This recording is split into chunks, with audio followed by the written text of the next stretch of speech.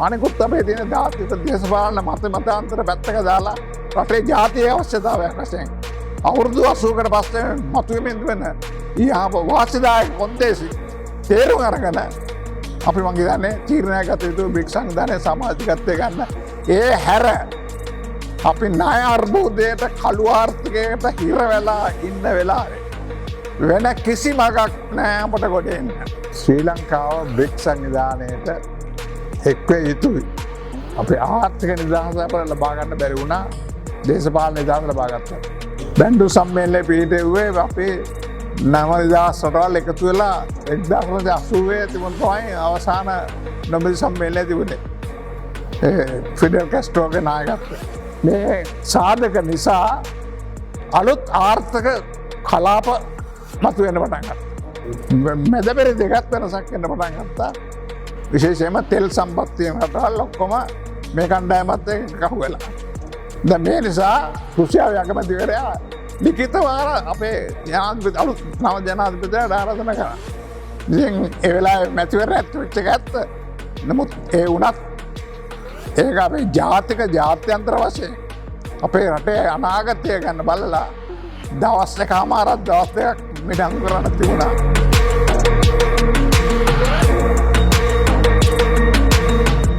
ශ්‍රී ලංකාව බ්‍රික්ස් සංවිධානයට එක්විය යුතුයි කියන මතය තමයි මා ඉන්නේ. දෙවන ලෝක යුද්ධයෙන් පස්සේ නව නිදහස් රාජ්‍යයන් ගණනාවක් බිහි වුණා.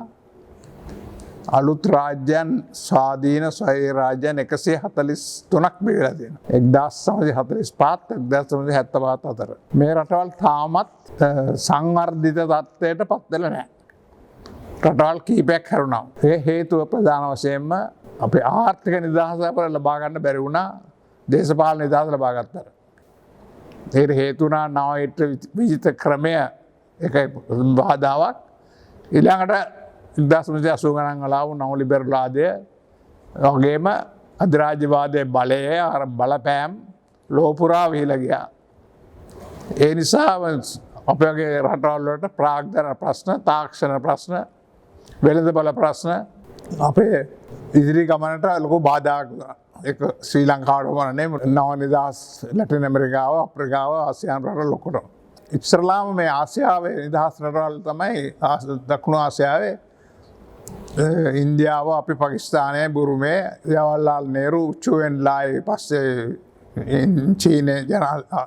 චීන අගමැතිවරයා අපේ ශ්‍රී ලංකාව එක්කව වෙලා බැන්දු සම්මේලනය පිහිටුවේ. බැන්ඩු සම්මේලනය පිහිටුවේ අපේ නව නිදහස් රටවල් එකතු වෙලා අපි එකට ඉන්න ඕනේ සාමූහික උත්සාහයක් දර යුතුයි ගොඩ එන්න කියලා. නමුත් ඒක ඉස්සරහට යන්න බැරි වුණා. ඊට පස්සේ තමයි 1961 නොමැති ව්‍යාපාරය ආරම්භ වෙන්නේ. දැන් නොමැති ව්‍යාපාරය 1961 සාර්ථක සම්මේලන පාත්‍රා යෝජනා සම්මත කරා. නමුත් ඒක ඉදිරියට යන්න බැරි වුණා. අපේක්ෂාවන් ඉටු කරගන්න බැරි වුණා. 1980 තිබුණ තමයි අවසාන නොබෙල් සම්මේලනය තිබුණේ. ෆිඩෙල් කැස්ට්‍රෝගේ නායකත්වයේ. මේ ෆිඩෙල් කැස්ට්‍රෝ ඉදිරිපත් කරපු වාර්තාව ආර්ථික හා සමාජ අර්බුදය කියන තේමාවට තමයි වාර්තාව ඉදිරිපත් කළේ. ඒ වාර්තාව අවසානයේදී කියන්නේ ලෝකයේ බලතුලනය අපට හරස්ව තියෙන්නේ. ඒකන්ද අපේ මේ ආර්ථික නිදහස ලබා ගැනීමේ බාධක තියෙනවා කියලා දෙනවා. එක්සත් ජාතීන්ගේ සංවිධානයේ තිබෙන සමාජික රටවල් G77 කිය කණ්ඩායම එකතු වෙලා නොයෙක් ඉල්ලීම් ඉදිරිපත් කරා. එකකක සාර්ථකුනේ නැහැ. දැන් මේ අතරතුර ලෝක ආර්ථික රටාවත් වෙනස් වෙනවා. මොකද විශේෂයෙන්ම 1990න් පස්සේ සෝවියට් දේශ බිඳවැටෙන පස්සේ තත්ත්වය තවත් බලතුලනේ අපට හරස්ව ගියේ. නමුත් 21 වෙනි වර්ෂයේ ආරම්භයත් එක්ක විශේෂයෙන්ම චීන ආර්ථික වේගවත් ආර්ථික සංවර්ධනයත් 1975 වියට්නාම් ජයග්‍රහණයත් පස්සේ අග්‍රාසියාවේ ආසියාවේ රටවල් 10ක් එකතු වෙලා ආසියානු සංවිධානය එකතු වෙලා මෙන්න මේ චීනයත් ආසියානු සංවිධානයත් දෙක තමයි අද ලෝකයේ ඉදිරියෙන්ම ආර්ථික වශයෙන් ඉන්න කලාප දෙක බවට පත් වෙන්නේ. ඉතින් ඒ රටවල් ඒ කලාප දෙකෙන් විශේෂයෙන් නැගෙනහිර ආසියානු කලාපයයි අග්‍රදිගාසන කලාපයයි. දැන් ඒ බලපෑම අනිත් රටවල් වලටත් එන්න පටන් ගත්තා.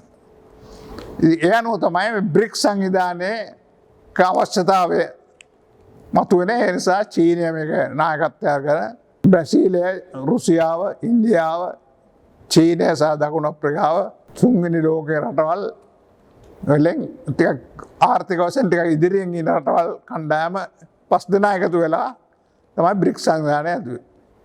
දැන් බ්‍රික්ස් සංවිධානය හදලා විකල්ප සංවර්ධන බැංකුවකුත් හැදුවා. ඒ වගේම චීනය වෙනම නව මාවත කියලා ඒක ආර්ථික ව්‍යාපෘතියක්, ජාත්‍යන්තර ආර්ථික ව්‍යාපෘතියක් ඉදිරියට ගෙන ගියා.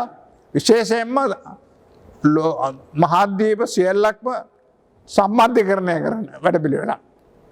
ඒ කියන්නේ බඩු ප්‍රහාණය කිරීමේදී ඉහළ වේගයෙන් ඉක්මනට බඩු ප්‍රහාණය කරන්නත් අඩු පෙරවැයට බඩු ප්‍රහාණය කිරීමේ සඳහා චීනය ඉදිරිපත් වෙලා තමයි යුරෝපය, ලැතින් ඇමරිකාව, අප්‍රිකාව රටවල් 150ක් සම්බන්ධ වෙලා තියෙනවා. බ්‍රික්ස් සංවිධානය BRA වැඩ ව්‍යාපෘතියත් ඒ වගේම AIBB කියන බැංකුවත් ඒ වගේම NDB කියන බැංකුවත් මේ සාධක නිසා අලුත් ආර්ථික කලාප මතුවෙන්න පටන් ගත්තා.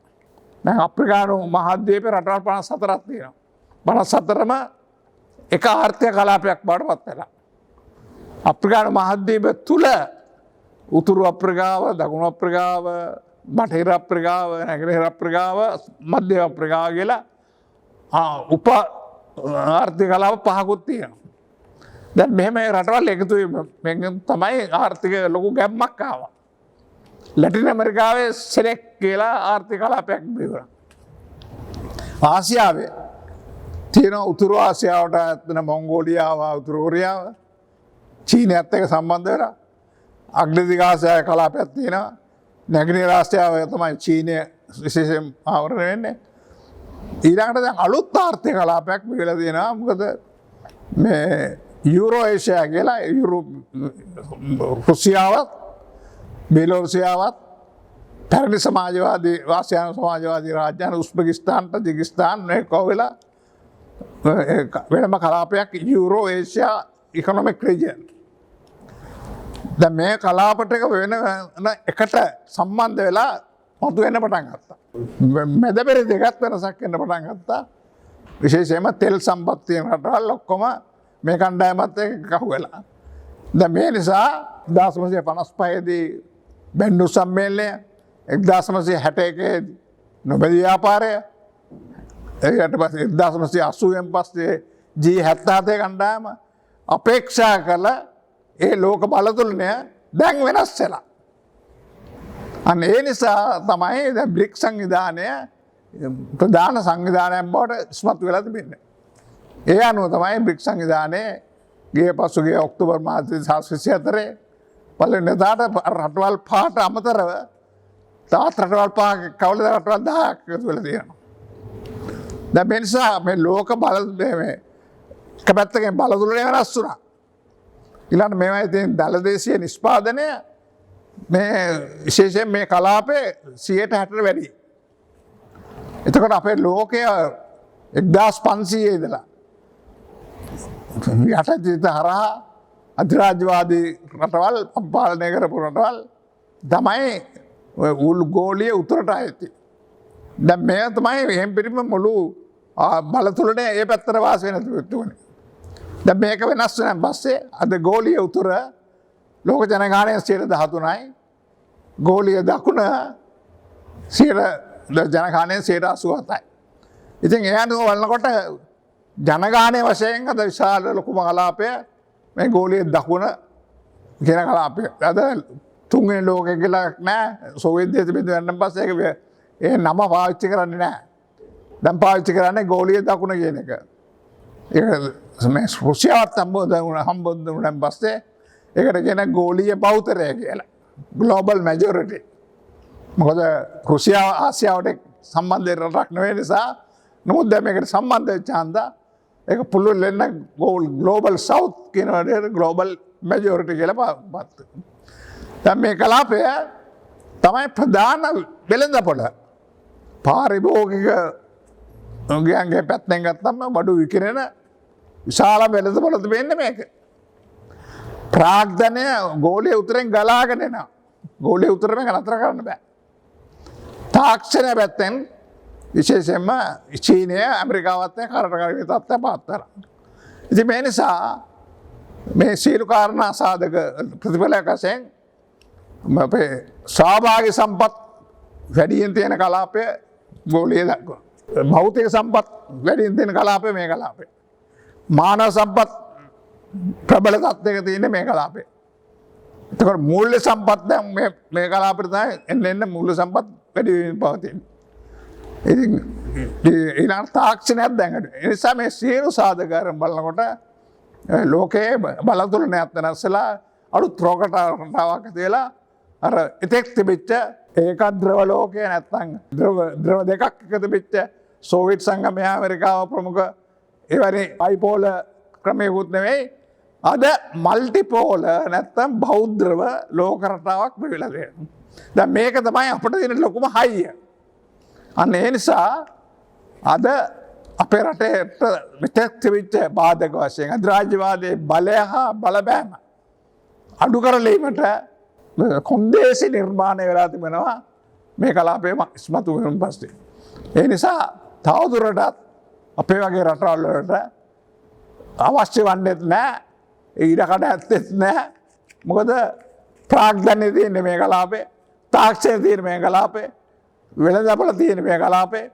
ඒ නිසා අපේ මේ අලුතෙන් මතුවෙච්ච බ්‍රික්ස් සංවිධානයේ අවශ්‍ය කොන්දේසි නිර්මාණය වෙලා තිබෙන නිසා අපි කල්පනා කරනවා අපි විශේෂයෙන්ම ශ්‍රී ලංකාවේ කොමියුනිස්ට් පක්ෂය උත්සාහ දරනවා අපේ රටේ දේශපාලන පක්ෂ දකුණට හෝ මැදට හෝ වමට හෝ කුමන පැත්තට හේතු වුණත් මේක පොදුවේ රටේ සංවර්ධනය සඳහා මේ අත්වෙලා තිබෙන වෙනස් වීම් සැලකිල්ල අරගෙන අපි අවුරුදු 80කට පස්සේ අපිට ඒ කොන්දේසි නිර්මාණය වෙන අලුත් තත්ත්වයක් මතුවෙමින් තිබෙන අවස්ථාවේ අපේ මම හිතන්නේ තීරණය කළ යුතුයි බ්‍රික්ස් සංවිධානයේට සමස්තයක් වශයෙන් සීලම දේශපාලන පක්ෂ මේ විරුද්ධ කතාවක් කරලා එකතු කළා ආණ්ඩුවටත් බල කරන්න ඕන.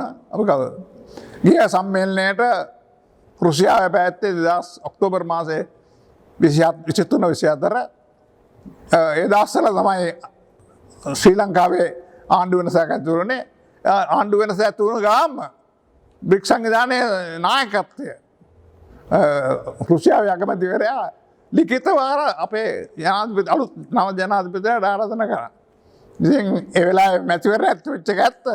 නමුත් ඒ වුණත් ඒක අපේ ජාත්‍යන්තර වශයෙන් අපේ රටේ අනාගතය ගැන බලලා දවස් එකමාරක් දවස් දෙකක් මිඩංගු කරන්න තිබුණා.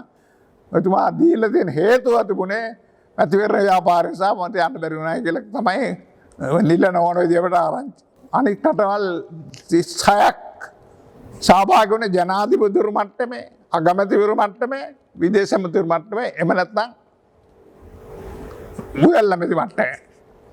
අපෙන් ගියේ ඒ 36 දෙනාගෙන් ආරාධනා කරපු අපේ හරිය විදේශ මහත්යන්සේ ලේකම්වරියගෙන් සහභාගී වෙලා ඒට හොඳ පිළිගැනීමක් වුණා. ඒ කතාවක් කරා මම ඒ කතාව අහගෙන හිටියා. හොඳ කතා කරා. ඒ කාන්තාව ලංකාවට ආව විතරයි විදේශ ලේකම් දුරයක් නැති වුණා.